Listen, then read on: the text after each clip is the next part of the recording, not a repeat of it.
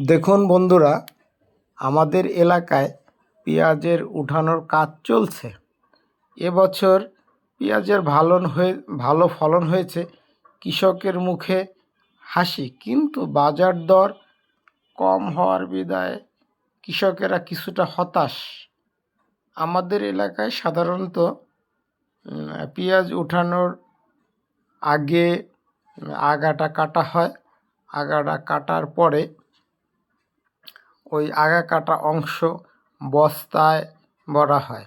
কিন্তু এই কৃষকের পেঁয়াজ ওঠানোর আগে তিনি জমিতে ছড়িয়ে রেখেছেন, কারণ গত রাত্রে বৃষ্টি হওয়ার কারণে গাছের মাথায় জল জমে এবং সেই ভিজাটা শুকানোর জন্য কৃষক একটু সময় রোদে শুকানোর জন্য ওই ছড়িয়ে রেখেছেন, যাতে মাথার জলটা শুকিয়ে যায়।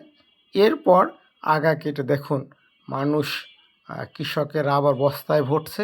এতে কৃষকের একটু কষ্ট হয়, তবে করার কিছুই নেই, কারণ বৃষ্টির আগে ফসলটা ভালো মতন ঘরে নেওয়া পারাটাই এলো কৃষকের লক্ষ্য।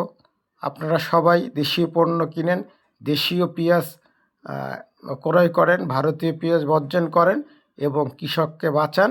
এবং কৃষকের উৎপাদন খরচ যাতে ঘরে নিতে পারে এবং কৃষক যাতে লাভবান হয়, তাহলেই আমাদের এই দেশ মুখে হাসি ফুটবে। আমাদের দেশ উন্নয়নের দিকে এগিয়ে যাবে। এই বলে আজকের এই ভিডিওটা শেষ করছি।